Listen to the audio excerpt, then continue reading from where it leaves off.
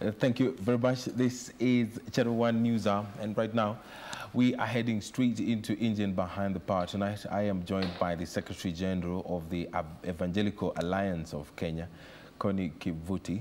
Thank you very much. Does Connie stand for Consolata? Or? Yes, it does. Yes, it does. My full name is Consolata. Okay. Yes. But I think when I got the name, it just sounded like a mouthful. And then people shortened it for me and told me, by the way, let's make it Connie. And so I've stuck with Connie. Because yes. We know of Connie Nkatha of IEBC. Of IEBC. So your full name's Connie? It's Consolata Kivuti. All right. Yes. You work with Evangelical Alliance of Kenya. I've been working with the Evangelical Alliance of Kenya since 2013. Mm-hmm. And I know you called it Secretary General, but we call it General Secretary. Okay. Yes, for those years. So where did you start? Where did I start in terms of? In terms of everything, because so many people know you as the General Secretary yes. of the Alliance, but where did it all start? Where were you born? Where did you go to school? What was your first job? Right. You mean the beginning of the beginnings? Yes. For me, I am from Central Province, mm-hmm. and I was born in a little village called Mugoga, and I went to school in Nairobi Primary School, and then from then I went to Msongari, Loreto Convent Msongari, and then I guess the rest is history. Yes. All right. My first degree was in BCom in statistics, and after that, then I joined the government as with the Auditor General then, mm-hmm. and after that I went back to college, did my master's in theology, and started working with the church-based organizations, mm-hmm. and right now I'm back in school. I'm trying to do my PhD in public leadership. Public governance, actually PhD in leadership in public governance, mm-hmm. and yeah, and also I do other books when I have the time, and I think that's about it. You have a blog as well. I haven't heard you mention. When I was going through the work that you have done, the articles that you have written. I found out that you focus also on empowerment, spiritual empowerment. Yes. Making people understand that deep within there is a power that you can use to overcome other challenges that you are facing in life. Yes. Let's talk about that briefly. Why you believe that within lies some power that you can use to make a difference? Well, I do. For me, it's not just the power. Mm-hmm. I do believe that God has placed in us, let me say, I think there's someone who said that we have a vacuum until we actually find God. Mm-hmm. And God has a way of wanting to call us to himself. And when he created us in his own image.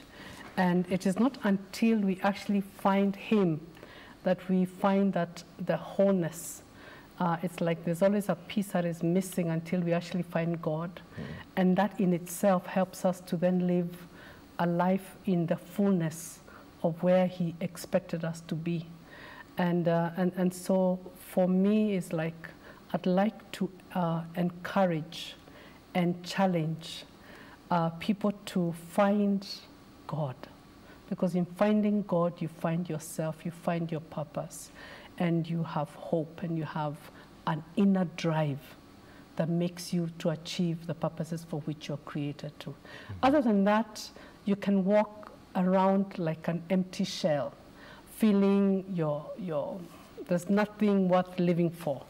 But then once you find God, then you know that there is a piece of the jigsaw puzzle of your life that has come together to actually give you that wholeness and completeness, mm-hmm. that then you can walk out and say, here I am.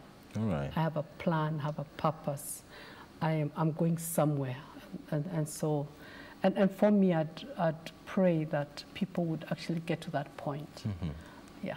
And as a country, do we still have hope that we are going to be that country that probably God is going to favor? I do believe that as a country, we have fallen short of where God expects us to be, but there is hope. There's always hope so long as people are praying. And there's a lot that has been said over this country, a lot of prophecy, and God is not through with Kenya. And if you look at how God has been operating in our country, and just, for instance, we've just come through a very difficult, general elections, and we've come through, and we've seen even in the past where God has just kind of delivered us.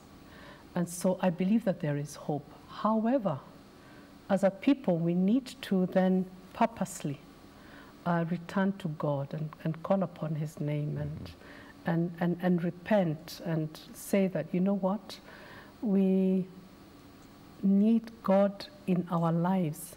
Because I think we've been operating in a way we've pushed God aside and we've told him, we can do it by ourselves. And we realize that when we try to do it without God, then there's a lot of chaos and a lot of, So we need to get to a point where we're saying, God, we need you in our nation, and we need you to help us make things right. All right. And so I'm hoping and I'm praying that as a nation we can call upon the name of God, and then see how can we then put things right. Okay. Yeah, and be in the plan of God. So apart from religious matters, what else do you do? Well, for me, I think religious matters really is the core of who I am. But other than that, I'm an author. I've written a book called Paused Lives. This one right Yes, here? this one here. All right. This is a book called Paused Lives, and it's really about how to flourish. I'll put it for my director to. You can talk about it as they look to select. And, so it's Paused Lives. It's really how to flourish, dream, and get your life back into play. All right. I know sometimes in life we find that we are in a treadmill. We're not going anywhere at all. We're just seeming like our life has been put on pause. And I'm not talking about midlife crisis, or I'm just talking about we just find you're not career-wise, you're not moving anywhere, and you find that there's this frustration of life. And so when you find yourself in such a place, in such a situation, what do we do? We need to then find out how do we come out of that paused lives and then enter into play, so that we can flourish and dream again and get back to those things that we know that we are supposed to do. Yeah. You are a member of the church, a staunch one, and today the Evangelical Alliance of Kenya gave its position on the debate that has been with us for a couple of days now, constitutional review. Why was it important for the church to come out and give that particular position? I think as a church we would want to not to forget history, because just in the run-up to the 2010 constitutional campaign, and we talked about the constitution as it was, that was being the draft of the 2010 constitution, and we did raise some fundamental issues that we wanted it changed before we can actually vote on it. But then the politicians ran us out and said, you know what, tupitishe kwanza, alafu tutabadilisha. Yes. And so the issues that we were speaking about as a church are still glaring. And if you ask me, that some of the ails that we are talking about as a nation is really as a result of some of those issues that we refused to change before we actually passed the constitution. So we're saying that now that there is this glamour for a referendum and changing, we think it is time for us to actually take an audit of where this constitution, the 2010 constitution is at. What are the things that we need to look at? And then what do we really need to change? And I would hope and pray that the politicians are not going to set this agenda. Because in 2010, they set the agenda, and we went into this hole where we've been trying to dig ourselves out from, but we haven't been able to. And so, let me just finish. Right. And so we, as the church was saying, we need to actually do an audit of where we are at. What is ailing us? What is pinching us? What is not working?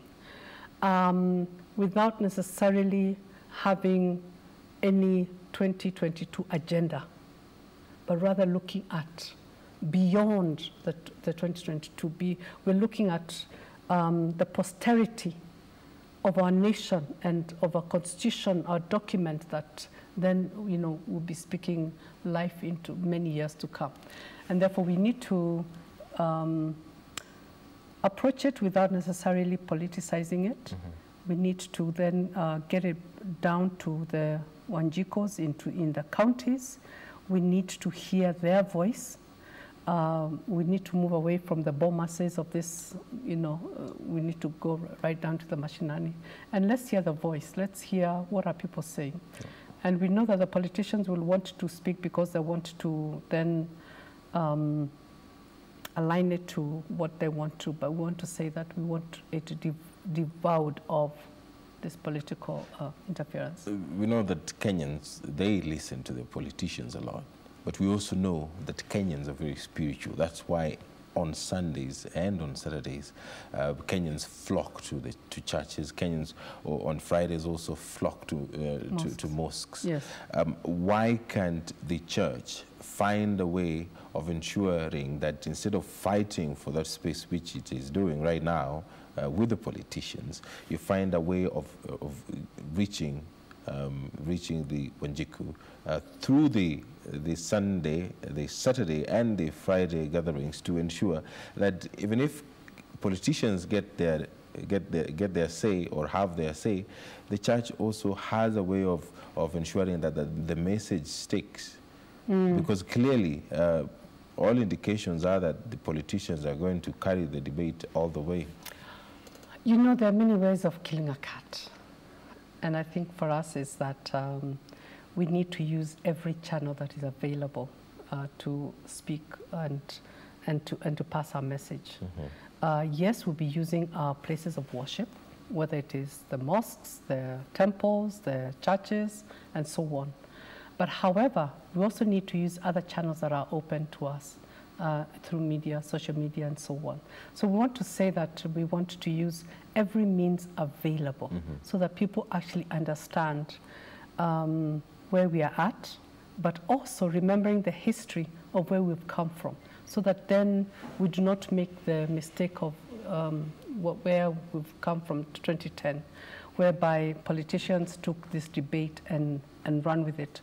And now here we are, we're talking about some form of crisis, as it were, as a nation. And therefore we need to then be speaking to our constituents at various levels, because the news, whether it's in the social media, whether it's in the mainline, media and so on, our people are listening to it. But so if we don't speak through that main media channels, it means that our voice will be missing. And so we need to use all these various channels that are open to us to ensure that that message goes out. The final two issues. Yes. One of them will take us back to the book. And the other one is something that part of the church is struggling with right now. And it has something to do with ethical issues. Yes. In the international media, even locally, we have seen reports of the church struggling to deal with cases of sexual abuse. Do we have such cases? And as an organization, are you aware that the church in Kenya is also struggling to deal with cases of sexual abuse? I think we do have I think there's social issues that people are grappling with in every corner. But I think it is important to note that we are fallen men and women. It's just by the grace of God that we come up. And once in a while, one would trip. But however, we'd want to say that we do have a way of, for instance, Evangelical Alliance of Kenya. Yes. We do have what we call a framework within which then we are able to address some of these issues when and if they come up. So that we are able then to, we have a peer review mechanism that is in place, we have a code of conduct that is in place, and so on and so forth. So that, and then we also have what we call a mediation process and conflict resolution mechanism that we deal with. All right. And so all those help us to be able then to be accountable one with another, but also accountable to God finally. Because, at the end of the day, it's not so much, man accountability, but it's also how you relate with your God. And I believe that once your vertical relationship is correct, then your vertical will also, your horizontal will also be good. Okay. And so we do have these mechanisms that are in place so that then we can hold people accountable and we can be able to then also ourselves bear our lives to be held accountable by the others. Okay. Yeah. And then finally, Post Lives. How can we get this book? Where can we buy? Okay. And if we can have for those, photograph. I don't know whether you'd want to flourish a dream and get your life back into play. But if you do, the book is available at Textbook Center. Okay. Sorry. Textbook Center. And it's only going for about 1,000 shillings. And it's a life-transforming book. I know that the people that have read it have really come back to me and told me, you know what, this is a book that has really spoken to where I was, and thank you, it has made a difference. All right. So I hope that it will be a book that was, and I think people are going through very difficult situations in life. Whether it's sickness, whether it's a loss in the family, whether it's just a job loss, and so on. And you find that life just pushes you in a corner, and you just find you're paused. You don't know what to do next. Everything that you're relying on has been removed, and therefore it's like, so what next? Where am I? And it's so it's a book that helps one to really get them back on their feet again in a way that builds them inwardly, but then helps them to give them the tools and the handles to be able to then move forward. And then also these handles that can also use them any other time that they might have to then have a... All right. Yeah. Thank you very much. It's called Post Lives, How to Flourish, Dream, and Get Your Life back into play. Available at the Textbook Center. Thank you very much, Connie Kivuti. I feel blessed, actually. There are things that I didn't know, and now I know. And I feel very empowered right now. Oh. Yes.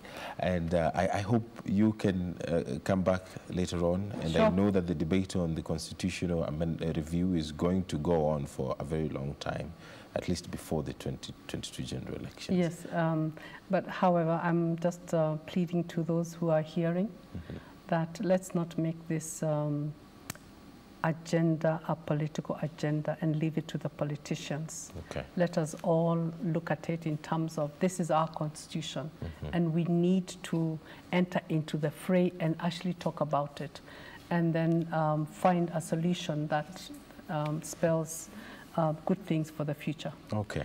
And also, even as we talk about issues of the values, and I know you talked about something within the church, but I think we're right now experiencing some levels of concern in terms of issues of values. I think we've lost value of human life. The sacredness of human life is lost. And we want to ask the Kenyans, let's revisit the values that we've held. As Evangelical Alliance of Kenya, I can see that you want us to stop, but as Evangelical Alliance of Kenya, we are actually teaming up with the Kenya Film Classification Board, and we want to hold a national conversation on national values. This is, we are calling it the Awatu Initiative. Awatu is Swahili, a people initiative, and Awatu actually stands for Amkeni wa Kenya turejeshe uadilifu initiative. So we're saying, let's arise Kenyans and let us restore our values. It's through this restoration of values that we can actually live a country that our grandchildren and posterity will come and you know, flourish. All right. Yeah. I know this can go on and on and on, but I do thank you very much for paying us a visit tonight, and you are welcome anytime. Thank you very much. All right. Thank you. That was author and the General Secretary, Evangelical Alliance of Kenya, speaking to us. Channel 1 News Hour continues after the break. Regina Manyara Gitao will be here with the day's business.